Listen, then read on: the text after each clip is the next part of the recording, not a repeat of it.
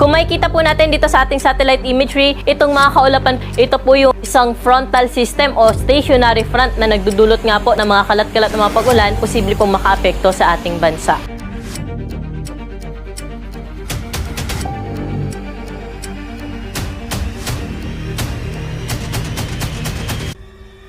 Manatiling may kaalaman at manatiling ligtas sa pamamagitan ng pagbisita sa aming YouTube channel para sa mga real-time na ulat panahon sa ating bansa. Laging tandaan, maging alerto at iba yung pag-iingat sa banta ng ulan, baha at pagguho ng lupa. Ngayon, oras na para marinig mula sa ekspertong meteorologist. Bibigyan tayo ng malalim na pagsusuri sa lagay ng panahon at ipapaliwanag ang anumang mahalagang kaganapan sa ating panahon ngayon o sa mga darating pang-araw. Wala tayong gale warning na nakataas sa anumang baybayin na ating karagatan at magiging banayad hanggang sa katamtaman lamang ang mga pag-alon.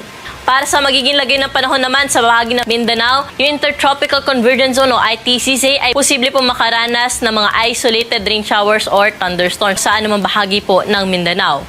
Para sa magiging lagay ng panahon naman sa bahagi ng Visayas at Puerto Princesa City, pati na rin po sa Kalayaan Islands na kung saan pagdating ng hapon at gabi, maging handa po tayo dahil mataas ang tsansa ng mga panandali ang buhos ng pag-ulan, dala nga po nitong easterlies. At para sa magiging lagay na ating panahon dito sa Metro Manila, pati na rin sa nalalabing bahagi pa ng Luzon, easterlies o yung mainit na hangin mula sa dagat Pasipiko, yung dominanting weather system na nakakaapekto ngayon sa buong bahagi ng Luzon, ay patuloy na makakaranas ng mainit at maalinsangan na panahon na kung saan sa hapon at sa gabi ay posible po yung mga isolated rain showers, dala pa rin po ito ng easterlies. Ngayon, malalaman naman natin ang lagay ng panahon sa mga susunod o darating pang-araw. Bago mo ipagpatuloy, huwag kalimutang mag-subscribe at pindutin ang notification bell para lagi kang updated sa ulat panahon sa ating bansa. Huwag mo ring kalimutang ibahagi ang video na ito para makatulong o malaman ng iba pang kababayan natin ang lagay ng panahon sa ating bansa. At para po sa ating 3-day weather outlook sa mga pangunahing syudad, sa bahagi na po ng Metro Cebu, Iloilo City at sa Tacloban City,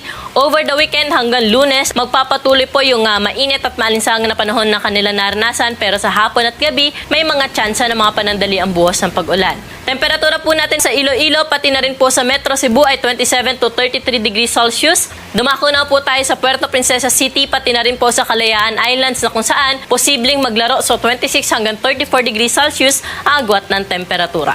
25 to 33 naman sa bahagi ng Tacloban at sa Cagayan de Oro, 25 to 32 degrees Celsius. Kaya sa mga lalabas ng tahanan po sa bahagi ng Visayas ay huwag pong kalimutang magdala ng payong, panangga na rin po yan sa init ng panahon at sa dagliang pag-ulan sa hapon at sa gabi. At para po sa ating 3-day weather outlooks dito sa Metro Manila, Baguio City at sa Legazpi City, sa kasalukuyan magiging mainit at maalinsangan po ang umaga hanggang tanghali, pero sa hapon at gabi, posible yung mga panandali ang buhos ng pag-ulan, dala ng localized thunderstorm. Temperatura po natin dito sa Metro Manila ay 24 to 36 degrees Celsius.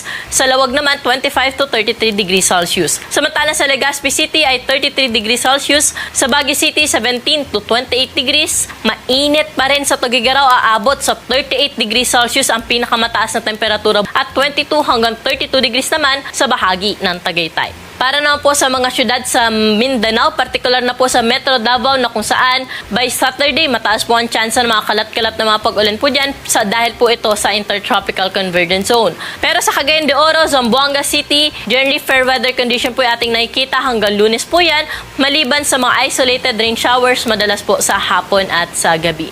Temperatura po natin sa Cagayan de Oro, 25 to 32 degrees Celsius. Mainit naman po sa bahagi ng Zamboanga City at Metro Davao na aabot sa 33 degrees Celsius ang maximum temperature. Yan muna ang ating weather update ngayon. Sana ay nakita ninyo ang broadcast na ito na nagbibigay kaalaman at kapaki-pakinabang. Maraming salamat sa DOST Pag-asa sa pagbabahagi ng kanilang mahalagang insight o ulat panahon. Samahan kami sa susunod para sa higit pang mga weather update sa ating bansa at manatiling nakatutok sa weather update ng bansa, at huwag kalimutan i-share at mag-subscribe na rin. Mabuhay ang Pilipinas!